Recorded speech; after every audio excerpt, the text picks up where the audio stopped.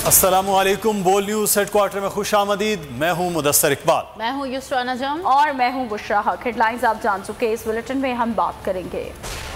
Bulletin में सबसे पहले आपको बताएं, एक मुल्क में दो कानून नहीं चल सकते। एहतजाज करें तो लाठी चार्ज हो जाता है। कराची के साथ जुल्म हो रहा है। तवज्जो नस्ला टावर गिराने पर ज्यादा और मुतासरीन को मुआवजा अदा करने पर कम है। बिल्डिंग तोड़ने के बाद कहा जाता है कि पैसे बिल्डर देगा। चेयरमैन आबाद मोहसिन शेखानी प्रेस कॉन्फ्रेंस में फट पड़े। कहा, जो इदारे जमीन अलॉट करते हैं उनसे कोई पूछने वाला नहीं। कोई ऐसा इदारा ही कायम कर दिया जाए जो जिम्मेदार हो। शहर में आज भी गैर कानूनी बिल्डिंग्स बन रही हैं। बिल्डर्स ने हुकूमत को अपने मुतालबात से आगाह कर दिया है। शहर में एहतजाजन तमाम तामीराती काम रोक दिए गए। पीटीआई रहनुमा खुर्रमशेर जमान ने चीफ जस्टिस से नस्ला टावर गिराने के फैसले पर नजरसानी की दरख्वास्त कर दी। मुतासरीन के साथ न्यूज़ कॉन्फ्रेंस में कहा कि पंजाब में कभी किसी बिल्डर ने शिकायत नहीं की। कराची में आबाद के अरकान को डंडे मारे गए। मुतासरीन को पैसा देना सिंध हुकूमत की जिम्मेदारी है। पीटीआई रहनुमा ने सिंध में 6 माह के लिए गवर्नर राज लगाने का भी मुतालबा कर दिया। सूबाई वजीर सईद गनी का कहना है कि तौहीन अदालत का सोच नहीं सकते, लेकिन इजहार राय की आज़ादी होनी चाहिए। नस्ला टावर में जिन्होंने घर लिए उनका क्या कसूर है? लाखों लोगों की छतें छीनकर इंसानी अलमिया पैदा होगा। हैदराबाद में मीडिया में सईद गनी ने कहा कि पंजाब हुकूमत ने गैर कानूनी तामीरात पर कमीशन बनाया, यहाँ पर भी कमीशन बना दें कि इन तामीरात का क्या करना है। उन्होंने कहा कि इंडस्ट्रीज़ में मजदूर के लिए 25,000 कम अज़ कम तनख्वाह का कहा है। वफाक और दीगर सूबों से भी कहते हैं कि वो भी इतनी ही तनख्वाह करें। मुल्क में महंगाई की सूरत हाल से लगता है कि फिर तनख्वाहें बढ़ानी पड़ेंगी। उन्होंने कहा कि कहा जाता है कि गंदम की कमी की वजह सिंध हुकूमत है। हमारे पास इतनी ही गंदम होती है जितनी सिंध को ज़रूरत होती है। साबिक रहनुमा एमकेएम फारूक सत्तार का कहना है कि नस्ला टावर को गिराने का फैसला इंसानी अलमिया पैदा कर रहा है। पहले तजावुजात के नाम पर लोगों को बेघर, फिर दुकानें तोड़कर रोजगार से भी महरूम कर दिया गया। फारूक सत्तार ने कहा कि मुल्क की मईशत के साथ भी खिलवाड़ किया जा रहा है। सूबे को 90% टैक्स देने वाले शहर को मफलूज किया जा रहा है। अलमिया जन्म ले रहा है। पहले हजारों दुकानें तोड़कर लाखों लोगों को बेरोजगार किया गया। सरकारी मुलाजमतों का डोमिसाइल के नाम पे जो हशर हुआ, उसने कराची के नौजवानों को बड़ी तादाद में बेरोजगार किया, फिर लोगों को बेघर किया गया और अब सारा नजला नस्ला टावर पर गिराया जा रहा है। मुल्क की मईशत को तबाह और बर्बाद कर रहा हो और उस शहर को जो पाकिस्तान को 70% का रेवेन्यू देता है, जो सूबे को 90% का टैक्स देता है, अगर उस शहर को मफलूज किया जा रहा है, उसे ज़मींबोस किया जा रहा है, उसे जिंदा दरगोर किया जा रहा है, तो फिर ये मुल्क की मईशत के साथ भी खिलवाड़ हो रहा है। सुप्रीम कोर्ट कराची रजिस्ट्री ने नस्ला टावर और अलबारी टावर केस के तहरीरी फैसले जारी कर दिए। नस्ला टावर को 400 मजदूर लगाकर 1 हफ्ते में गिराने की हिदायत की गई। अलबारी टावर केस में जायदाद की ट्रांसफर रोककर इमारत की दस्तावेजात तलब कर ली गई हैं।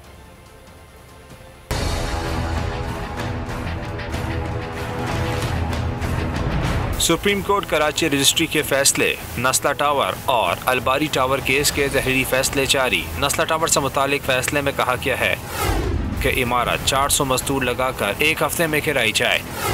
फैसले में कहा गया है कि इमारत को महफूज तरीके से गिराना भी यकीनी बनाया जाए। अलबारी टावर केस में अदालत ने जायदाद की ट्रांसफर रोककर इमारत की दस्तावेजात तलब कर ली। तहरीरी फैसले के मुताबिक secretary Wazarat housing and works अराजी का तमाम रिकॉर्ड पेश करेंगे, जबकि बिल्डर से 1 माह में मलकियत से मुतालिक कागजात भी तलब कर लिए गए। सुप्रीम कोर्ट कराची रजिस्ट्री ने तिजोरी हाइट्स केस का तहरीरी हुक्मनामा जारी कर दिया। इमारत का मलबा उठाने के लिए 20 रोज की मोहलत दे दी गई। इमारत ढाने का काम भी जारी है। पहली मंजिल मुकम्मल तौर पर गिरा दी गई।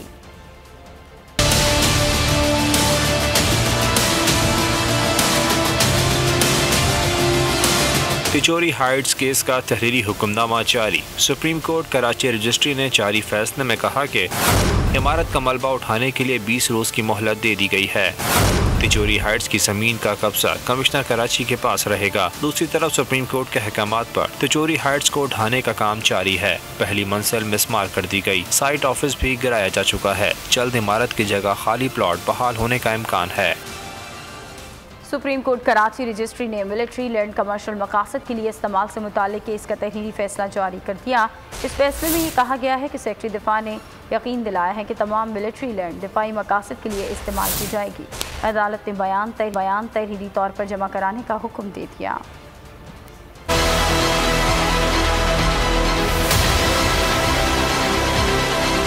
मिलिट्री लैंड कमर्शियल मकासद के इस्तेमाल करने का मामला। सुप्रीम कोर्ट कराची रजिस्ट्री ने केस का तहरीरी फैसला जारी कर दिया। फैसले में कहा गया है, सेक्रेटरी दिफा ने यकीन दिलाया है तमाम मिलिट्री लैंड दिफाई मकासद के लिए इस्तेमाल की जाएगी। तमाम मिलिट्री लैंड दिफाई और जंगी मकासद के लिए है। अदालत की जानिब से सेक्रेटरी दिफा को अपना मौक़िफ़ 30 नवंबर को तहरीरी तौर पर पेश करने का हुक्म दे दिया गया। फैसले में कहा गया कि तहरीरी बयान में मिलिट्री लैंड का इस्तेमाल और उसकी बहाली से मुतालिक आगाह किया जाए।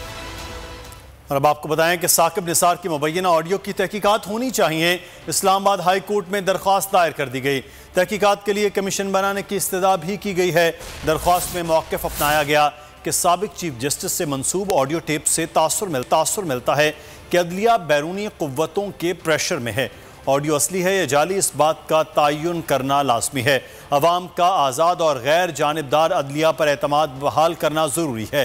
दरख्वास्त में इस्तदा की गई कि अच्छी शोहरत के हामिल रिटायर्ड जज, वकील, सहाफ़ी, सिविल सोसाइटी के अफराद पर मुश्तमिल आज़ाद और खुद मुख्तार कमीशन तश्कील दिया जाए। कमीशन को TORs बनाकर अदलिया पर दीगर इल्ज़ामात की भी छानबीन करने की हिदायत की जाए। और नून लीग के नायब सदर मरीम नवाज ने कहा है कि साबिक चीफ जस्टिस साकिब निसार को हिसाब और जवाब देना पड़ेगा। ट्विटर बयान के साथ उन्होंने एक वीडियो भी शेयर की। बयान में मरीम नवाज ने लिखा कि साबिक चीफ जस्टिस साकिब निसार का एक लफ्ज़ हक़ाइक़ और पिछले चंद साल में होने वाले वाक़यात से मुताबिकत रखता है और यही वाक़यात वो अनमिट सबूत हैं जिनसे ना साकिब निसार इनकार कर सकते हैं और ना ही छुपा सकते हैं और ना ही दुनिया की कोई अदालत उनको झुठला सकती है। अपने बयान के आखिर में उन्होंने लिखा कि साबिक चीफ जस्टिस को हिसाब और जवाब तो देना पड़ेगा। चीफ जस्टिस ने फ्रिवलस कहकर उस पिटीशन को उठाकर अदालत से बाहर फेंक दिया था। क्या आप इस बात से इनकार कर सकते हैं कि फिर जस्टिस खोसा ने इमरान खान साहब को कहा कि आप इधर उधर क्या फिर रहे हैं, ये दरखास्त नवाज शरीफ के खिलाफ मेरे पास लेके आए, हम इसका फैसला करते हैं। ये जो हमने इस्लामाबाद में 10 लाख लोग इकट्ठे करने थे, मैंने तब जब कॉल ऑफ किया और मैंने कहा कि हम अदलिया में सुप्रीम कोर्ट में जाएंगे, तो मेरी पार्टी ने भी बड़ी तनकीद की, मीडिया में भी मेरी बड़ी तनकीद हुई और हर तरह की चीज़ हुई जो यू टर्न। तो मैं तब भी जब हमने फैसला किया, मुझे याद है फर्स्ट को ये अदलिया बैठी थी और उन्होंने मुझे एक सुप्रीम कोर्ट के जज ने मुझे रिक्वेस्ट की थी कि मैं बजाय सड़कों पे मैं अदलिया में आऊँ। मैं उन सहाफ़ी हजरात को कुछ यहाँ तशरीफ भी रखते हैं, ये बैठे हुए मेरे बहादुर भाई मेरा ख्याल है जिन्होंने उनको एक्सपोज किया था, जो फ़ोन के कवर से इस तरह अपना मुंह छुपाकर एहतसाब अदालत से निकल रहे थे। आप ही थे ना वो? आई एम सॉरी, उसके बाद आपको बहुत मुश्किलात से गुजरना पड़ा, लेकिन मैं आपको सलूट करती हूँ। तो क्या उसके लिए भी किसी फोरेंसिक ऑडिट की ज़रूरत है? ये बैठे इनसे पूछ लें। सर, आपकी जज से मुलाकात कैसी रही?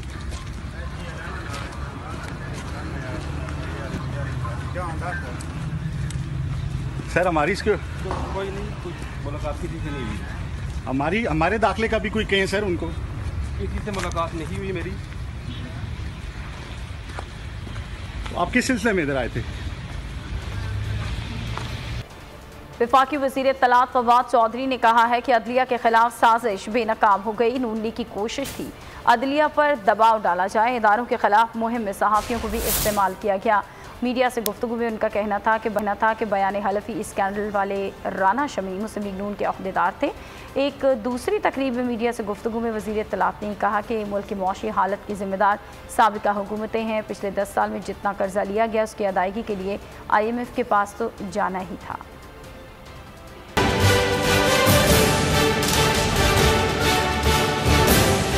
किस तरह से एक जो साजिश हुई अदलिया के खिलाफ वो बेनकाब हुई, जिसका जो कड़ी सिलसिला जो शुरू हुआ वो राना शमीम के एफिडेविट से शुरू हुआ और फिर साबिक चीफ जस्टिस साकिब निसार साहब की एक जाली ऑडियो के जरिए ये सारी ब्लैकमेलिंग का एक रैकेट जो था वो एक्सपोज हुआ। पूरी मुहिम हम देखते हैं कि जुडिशरी और फौज के खिलाफ चलाई गई, जिसका बुनियादी मकसद ये था कि अदलिया को और फिर फौज को दबाव में लाया जाए और उसके लिए सहाफ़ी भी इस्तेमाल हुए, उसके लिए कई जो एंकर्स हैं उनको इस्तेमाल किया गया। अभी शुगर है कि पेट्रोल की कीमत जो है दुनिया में आलमी मंडी में नीचे आई है। तकरीबन 2 महीने लगते हैं ट्रांजैक्शंस में कि जब आलमी मंडी में कीमतें कम हों तो उसमें उसकी जो कीमत का असर है वो तकरीबन 2 महीने तक मुल्क में पहुंचता है। तो 2008 से लेके फिर नवाज शरीफ साहब की हुकूमत गई 2018 तक 10 सालों में हमने 6 ट्रिलियन रुपए कर्जे में 23 ट्रिलियन और शामिल कर दिया। जब आप इतना कर्जा ले लें तो फिर IMF के पास ही जाना पड़ता है, फिर आपको ये नहीं होता कि आपके पास ऑप्शंस जो है वो नहीं रह जाते।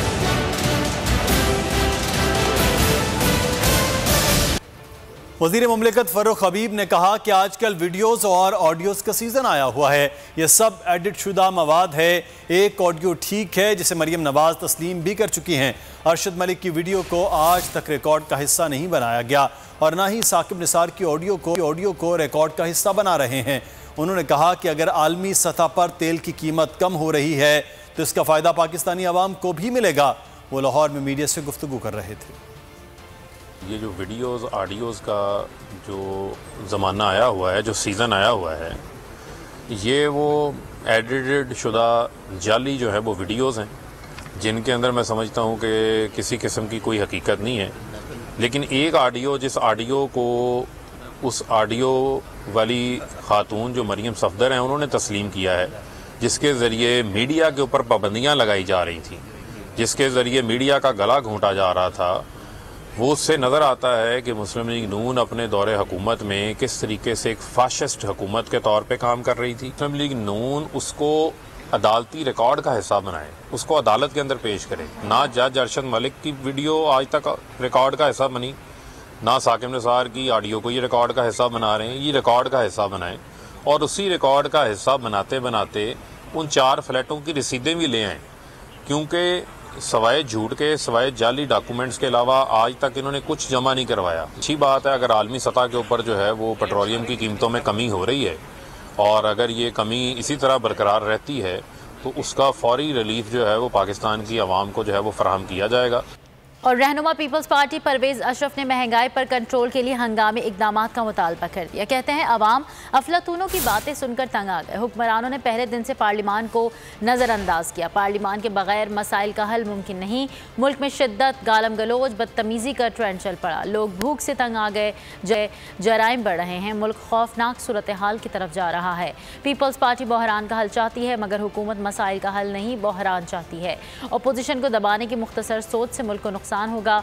उन्होंने कहा कि दुनिया में खाम तेल की कीमत 17% कम हो गई। यकीन है वज़ीर आज़म भी कीमत कम करेंगे। परवेज अशरफ ने कहा 133 जुल्फ़िकार भुट्टो का हल्का था। हमारे यहाँ मुकाबला नून लीग से है, हर सीट पर मुकाबला जमहूरी हक है। ना माशरे में कोई अच्छाई आ सकती है बल्कि लॉ एंड ऑर्डर की सिचुएशन पैदा होती है। अब मुझे रिपोर्ट्स मिली हैं कि छोटे छोटे शहरों में भी डकैतियाँ हो रही हैं जहाँ पहले अमन व अमान था।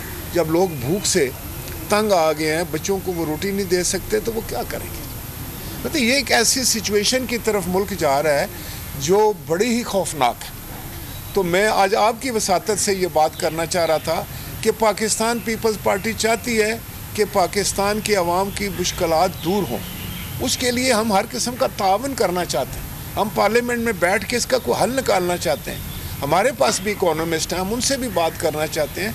लेकिन हुकूमती रवैया जो है अनफॉर्चुनेटली वो ऐसा है कि जो शायद मसाइल का हल नहीं चाहता, वो बहरान चाहता है और वो चाहता है कि उसकी जो मुद्दत रहेगी ये 2 साल, वो बहरान है नहीं है वो गुजर जाए। प्लान्स तो है ही नहीं है लेकिन उनकी थिंकिंग बड़ी जो है वो ऐसा पता चलता है कि उनकी सोच बड़ी मुख्तसर सी सोच है जो वो लाखी। नून लीग के सदर और कायदे हिज़्ब इख्तिलाफ शहबाज शरीफ ने डॉलर की तारीखी बुलंदी को मुआशी तबाही के तूफ़ान की अलामत करार दे दिया।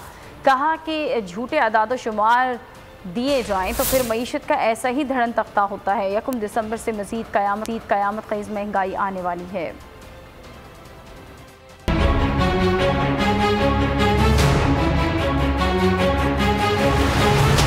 डॉलर की तारीखी बुलंदी माशी तबाही के तूफान की अलामत। 1 दिसंबर से मजीद क़यामत खेज़ महंगाई आने वाली है। नून लीग के सदर और कायदे हिज़्ब इख्तिलाफ शहबाज शरीफ ने खबरदार कर दिया। लीग के रहनुमा ने एक बयान में कहा कि डॉलर की तारीखी बुलंदी और रुपए की गिरती कदर मुल्क में हुकूमत और दुरुस्त माशी पॉलिसी न होने का सबूत है। छूटे दादा शुमार दिए जाएं तो फिर मईशत का ऐसे ही धड़न तख्ता होता है। शहबाज शरीफ ने कहा कि कर्ज, महंगाई, खसारे, डॉलर, हर चीज रिकॉर्ड तोड़ चुकी। मुल्क में अगर अवाम की मुंतखब हुकूमत होती तो आज ये सूरत हाल न होती। मुल्क को जिस माशी खाई में धकेल दिया गया है, जल्द कुछ न किया गया तो वापसी भी नामुमकिनात में से एक मसला बन जाएगी। लीगी रहनुमा ने कहा कि मुआशी तबाही जोहरी पाकिस्तान और इसके सलामती के मफादात के लिए सहर कातिल है। खुदारा आंखें खोली जाएं। मुआशी तबाही से ऐसा तूफान उठेगा जिसमें फैसफ और दीगर दरपेश मसाइल भूल जाएंगे।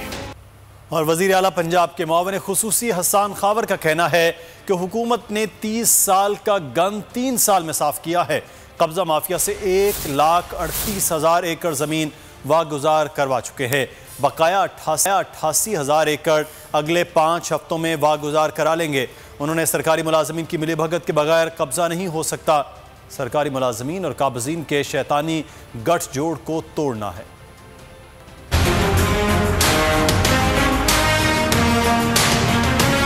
और मैं आपको ये अच्छी खबर देना चाहता हूँ कि उस 2,23,000 में से 1,88,000 एकड़ ज़मीन वागुजार कराई जा चुकी है। केस अमर ने यह साबित किया कि आप कितनी कलील मुद्दत में दिहाइयों का गंद साफ कर सकते हैं। पाकिस्तान तहरीक इंसाफ की हुकूमत को इसकी निशानदेही और इसको वागुजार कराने में सिर्फ 3 साल लगा और इस 3 साल में दिहाइयों का गंद साफ किया गया। वज़ीर आला पंजाब की हिदायत पे ये जो बकाया 35,000 एकड़ है इसको अगले 5 हफ्ते के अंदर वागुजार करा लिया जाएगा।